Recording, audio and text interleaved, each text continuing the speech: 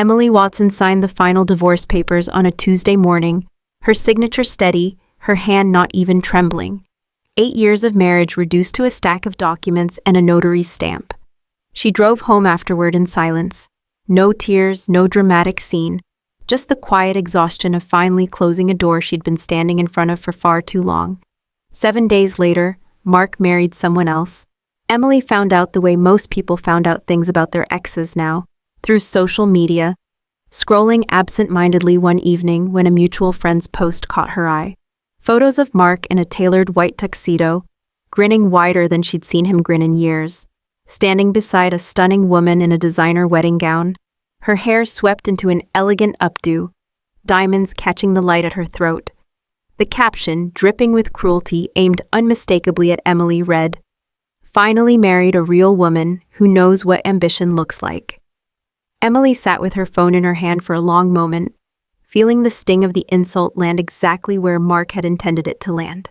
Then, almost on instinct, she zoomed in on the bride's face, and everything in her went very still. She knew that face. To understand why, you'd have to go back further, to the years before Emily had ever met Mark. Back when she'd worked as a corporate risk analyst for a firm that specialized in due diligence investigations, vetting business partnerships, uncovering fraud, protecting companies from exactly the kind of person currently smiling in a wedding gown on her ex-husband's arm. Emily had given up that career 8 years ago, not because she wanted to, but because Mark had asked her to.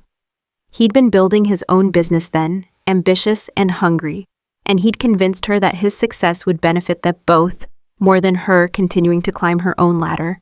She had believed him, had poured herself into supporting his rise, managing his schedule, smoothing over client relationships, sacrificing her own advancement year after year so that his company could grow. And when his company finally did succeed, when the money started rolling in and the lifestyle expanded to match, Mark had looked at the woman who'd helped build it all and decided she no longer fit the image he wanted for himself.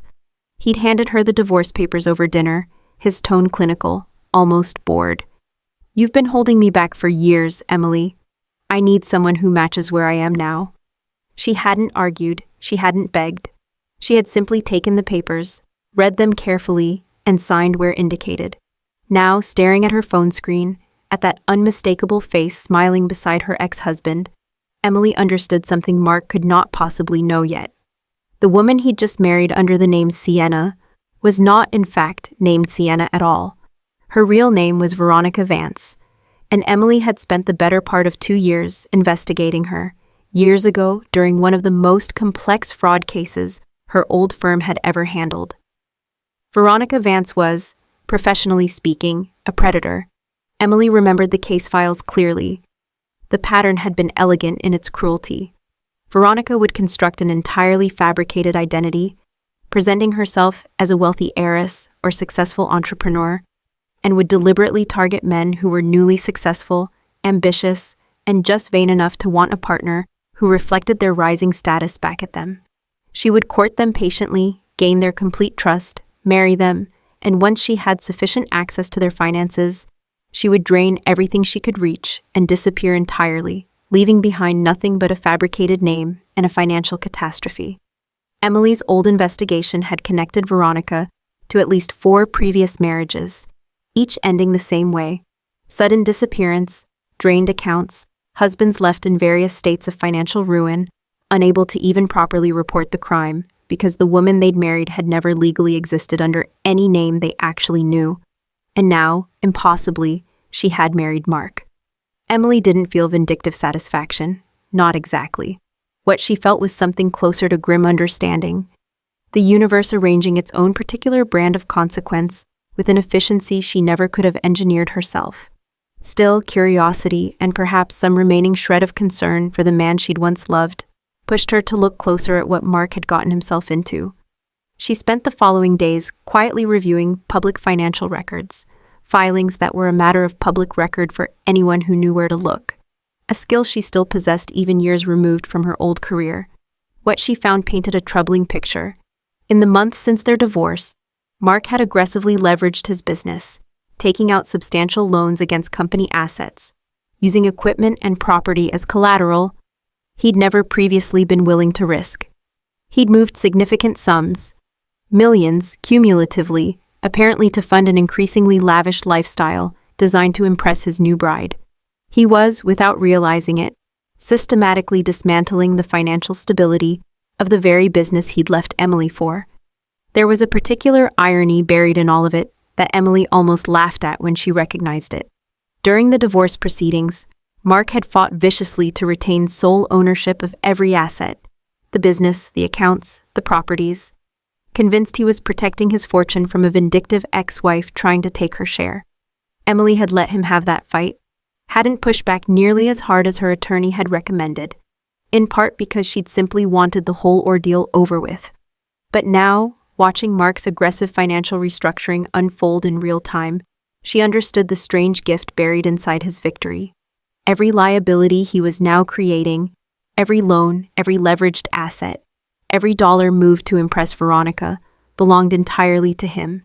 He had fought so hard to keep everything in his own name that he had, without any awareness of it, completely insulated Emily from the collapse that was clearly building. Mark hosted a lavish post-wedding celebration a few weeks later, the kind of extravagant party designed less to celebrate a marriage than to announce a status upgrade to everyone watching. Emily received no invitation, of course, but she attended anyway, slipping quietly into the venue during the reception, drawing exactly the kind of surprised whispers she expected.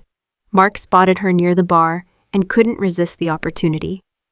"Didn't expect to see you here," he said loudly enough for nearby guests to hear, a cruel smile playing at his lips. "Came to see what you're missing out on." Emily didn't respond to him at all.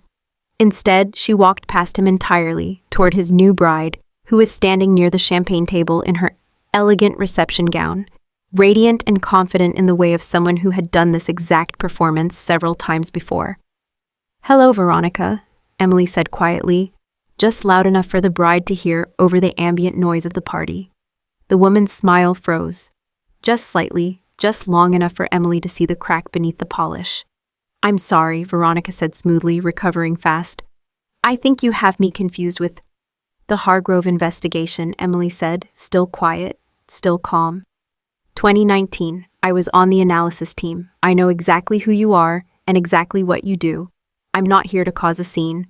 I'm here to let you know that I recognize you, and that I'll be watching very closely from here forward. Whatever composure Veronica had cultivated over years of practiced deception flickered visibly now, her eyes searching Emily's face for any sign of bluff, and finding none. "You have 24 hours, Emily added, before I make a call to some old contacts who'd be very interested to know where you resurfaced." And then she turned and walked away, leaving Veronica standing frozen amid the champagne flutes and wedding decorations, the first genuine fear she'd likely felt in years, creeping into her carefully constructed expression. Emily hadn't been entirely certain what would happen next, but she'd known Veronica's patterns well enough to guess. That very night, while Mark slept beside his new bride in their honeymoon suite, Veronica moved with the efficient speed of a woman who had done exactly this kind of exit many times before. She transferred over $3 million out of joint accounts Mark had foolishly granted her full access to as a gesture of trust. She emptied whatever remaining balances she could reach, converted the bulk of it into cryptocurrency through channels that would be nearly impossible to trace. And by morning, she was gone. No note, no goodbye, simply vanished. Exactly as she had 4 times before, under 4 different names. Mark woke to find his new wife missing and his financial world collapsing around him with terrifying speed. His bank accounts were frozen pending fraud investigations triggered by the sudden massive transfers. His credit cards stopped working entirely. Business accounts, the ones he'd leveraged so heavily to fund his new lifestyle, were emptied beyond recovery. Commercial lenders, alarmed by the sudden irregular activity, called in loans he had no liquidity to cover. Within 72 hours, the man who had mocked Emily at his own wedding reception for missing out was staring at the complete unraveling of everything he'd built. He showed up at Emily's apartment 3 days later, disheveled in a way she'd never once seen him during their entire marriage, his composure entirely gone. "Emily, please," he said, the moment she opened the door. "You have to help me. She's gone. She took everything, the business, the accounts. Please, you have to know people. You have to be able to help me fix this." Emily looked at him for a long moment. This man who had once told her she was holding him back, who had handed her divorce papers over dinner with less emotion than he'd shown, discussing a restaurant reservation, who had stood at his own wedding reception mocking her for not being enough. "Why didn't you warn me?" Mark asked, his voice cracking. "If you knew who she was?" "You divorced me, Mark," Emily said quietly. "You told me I didn't fit where you were going. You fought for every asset in that divorce because you wanted to make sure I got nothing. You chose her, and you chose greed over 8 years of loyalty. I don't owe you a warning. I never did." She closed the door gently, not slamming it, not needing to. There was nothing left to prove.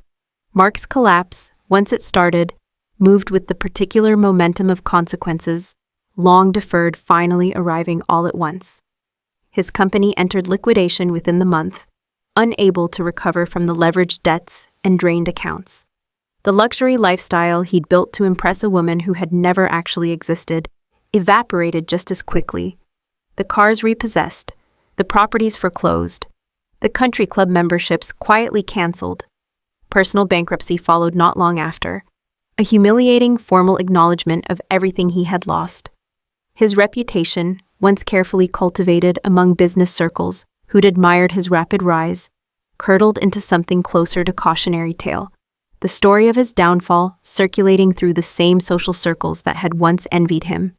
Within a year, Mark was working an entry-level sales position, starting over from a floor far lower than the one he'd stood on when he'd first met Emily. Emily, meanwhile, had quietly returned to the career she'd once set aside, drawing on the expertise she'd developed years earlier, expertise that had, in the end, proven far more valuable than Mark had ever given her credit for. She rebuilt her consulting practice specializing in exactly the kind of risk analysis and fraud detection that had once been her calling. Word spread quickly among businesses eager for someone with her precise combination of analytical skill and hard-won practical instinct. And within a year, her consulting business was thriving beyond what she'd imagined, even in her most ambitious moments. She used her growing success to finally buy the home she'd always quietly dreamed of, a small, sunlit house on the coast, far from the life she'd shared with Mark, filled with nothing but her own choices and her own peace. She built slowly and deliberately, an independent life defined entirely on her own terms. She thought some evenings, watching the tide roll in from her porch, about how completely Mark's own vanity had orchestrated his downfall, how his need to be seen as successful, as desirable, as someone who'd traded up rather than lost something valuable, had made him exactly the kind of target Veronica specialized in finding. She thought about how greed had made him vulnerable in ways loyalty never could have, and how the very fight he'd waged to protect his fortune from her had ended up sealing his own financial ruin instead. She understood finally that karma rarely needed help. It simply waited, patiently, for people's own choices to catch up with them. She hadn't needed to destroy Mark.